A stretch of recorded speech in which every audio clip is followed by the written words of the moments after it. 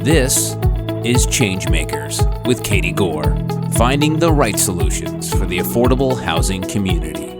This week's ChangeMaker is Anu Natarajan, the Housing Initiative Lead at Meta. Anu is a longtime advocate for sensible, sensitive, and sustainable planning, and she currently guides Meta's housing policy initiatives, partnerships, and investment work.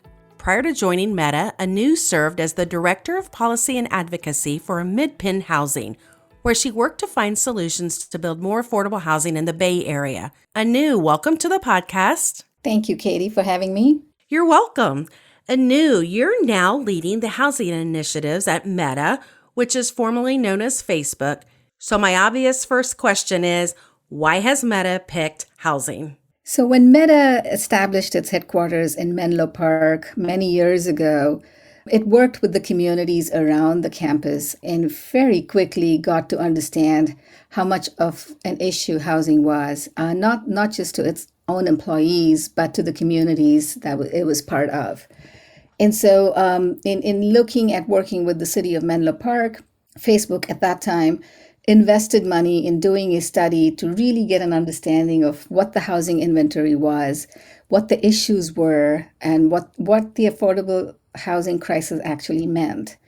And since then, in building on that work, Meta in 2019 decided that the housing crisis was so acute in the entire region that it wanted to be part of finding solutions and decided to invest both the $1 billion to increase supply of housing in the Bay Area for all income levels in the Bay Area and in California, in the state of California. And also decided to invest a policy fund to take a look at associated policy reforms and modernization in order to make housing faster, cheaper, easier, and more equitable to build. So you have just covered several different concepts here: increasing supply, modernizing, addressing multiple housing options for multiple incomes. And this is so fascinating. It's such an interesting and commendable twist of corporate responsibility as it relates to housing. I mean, how did this even come about? I believe that Facebook's leadership was involved with economic roundtables in the region, really looked at what the issues were facing not just the tech companies, but communities, the public sector, and what the state of California was headed towards. We all know the numbers. We know the housing crisis. We know the affordability crisis. We know the undersupply of housing, and it impacts everybody from homelessness all the way to people that do have double incomes. And so in being a good community partner and a regional steward, I think Facebook stepped up, much like several other tech companies did at that time of investing money. But Facebook did go a step beyond in really saying we need to get a core of experts leading this work in partnership with the housing ecosystem to really take a look at innovative ways of finding solutions to a crisis that's happening now. So with the $1 billion that you wanted to invest in to increase the supply, was there a set number of units as a goal that you guys set out to achieve? The goal was to increase production of housing or facilitate production of 20,000 units of housing. And that was by when? So the housing initiative is a 10-year initiative, started in 2019. So by 2030 is to have facilitated 20,000 units of housing is the goal. So describe for us exactly how that happens. You set the goal for units. Obviously the study revealed that there was a need. And how do you go about accomplishing that now? What we did was talk to several stakeholders, talk to the Turner Center and other research institutions, and really try to identify where the gap was in funding. What were some of the sources that would enable affordable housing developers to go that much faster? What was stalling these projects? And in doing so, we identified the need for really low-cost, flexible funding to provide the initial funds for acquisition of property, pre-development loans, and really looking at that gap between acquiring a property and going through the approval process, which, as you know, can take many, many years. And so we decided to structure our first fund, the Community Housing Fund, which is $150 million to facilitate construction of extremely low-income housing. So we've partnered with LISC Bay Area, who's our fund manager, to structure some criteria in helping produce housing for extremely low-income families in the 5 counties in the Bay Area: San Francisco, San Mateo, Santa Clara, Alameda, and Contra Costa County. So that fund was launched the beginning of this year, and our hope was to close at least 5 projects, working with LISC, our fund manager, and we are extremely happy to announce that we've closed on 7 projects, amounting to about 700 units of housing, and spent about $45 million of that first tranche of funding. And the other gap that we've identified loud and clear is what we are calling the missing middle housing for moderate income households that don't qualify for the subsidized housing, but don't have enough money to qualify for market rate housing. So there's a huge gap in the middle for the missing middle housing. And that's something that we are beginning to explore with the Turner Center at UC Berkeley to see how we might structure our next tranche of funding, a $250 million fund for missing middle housing, to really try and see how you structure that. Who creates those housing units? Is it the affordable housing developers that expand their portfolio?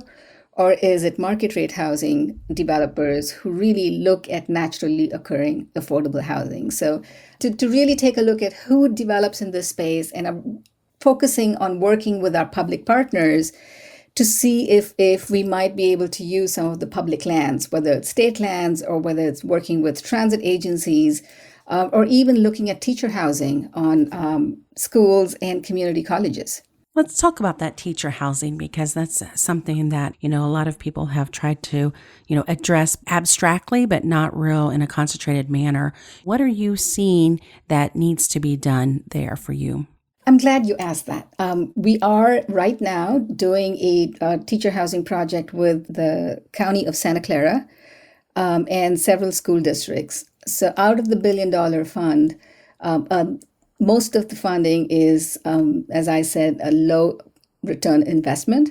But we also decided to do a $25 million grant funding for teacher housing. So currently, we are housing 22 teachers from around the Menlo Park area. And we've been doing that for the past 5 years by providing them a subsidy in rents where they only pay 30% of their income and Facebook covers the rest.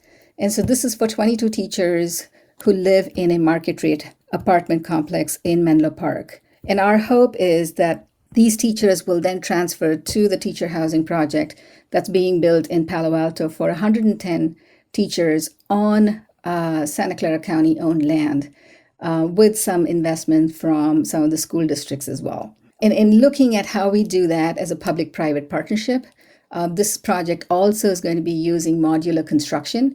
So we are looking at that as a case study to see how this might happen faster and cheaper. And so our hope is when we go through the process and get this housing built, 1, it will be a case study of how to do this, and 2, will also provide for us some lessons learned of what we need to do better moving forward.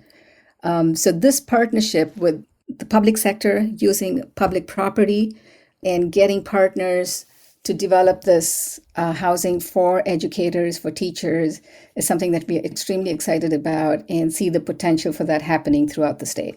This project is really hitting all of the check boxes because you have the public-private aspect of it, you have the modular, you have the existing reuse of, current land.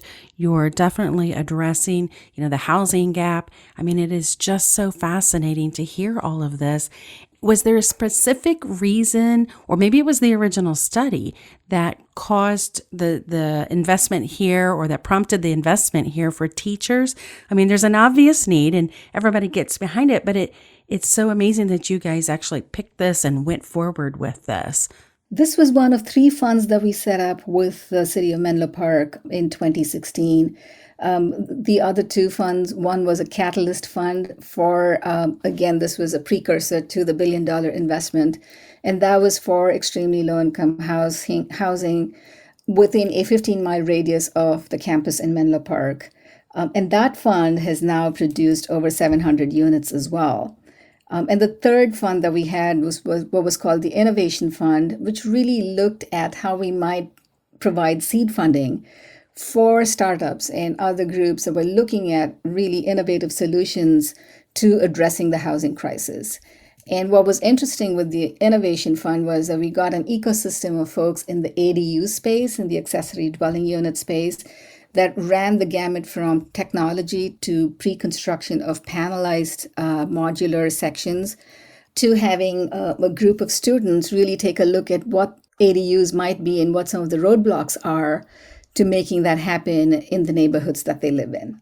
This is an investment. And like you said, there's multiple layers of risk in this.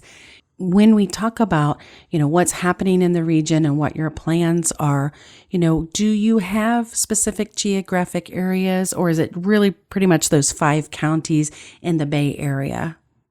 So we're looking to expand beyond the Bay Area. The housing crisis is just as acute in Southern California, in the LA region, and in San Diego. There's different levels of crises in the Inland Empire. So we want to understand the geographies that we invest in. We understand the Bay Area because of the work that we've done here already, but we are looking at partnerships in Southern California as well, because as we all know, the housing crisis is the most acute in the Bay Area, but it's just as widespread throughout the state.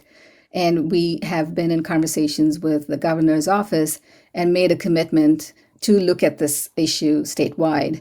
And in addition to the investment itself, we are looking at policy reform, working with legislators, working with regional entities, working with our housing advocacy groups to look at policy reform, and how we might partner in that space and provide some of the resources. That sounds great. Well, hang on, Anu. We have to stop here, but coming up in the second part of my conversation with Anu Natarajan, the Housing Initiative Lead at Meta, Anu talks about one of the game-changing housing initiatives that Meta has launched. We're embarking on a Hearts and Minds campaign, again, to build on the values that people have, to connect housing to climate change goals that a lot of people so strongly believe in, and to look at housing more as infrastructure and look at it as a regional issue instead of a citywide issue. Thanks for listening to Changemakers with Katie Gore. To find out more about Katie, go to quadel.com. That's QUADEL.com. This has been a production of Forbes Books Radio.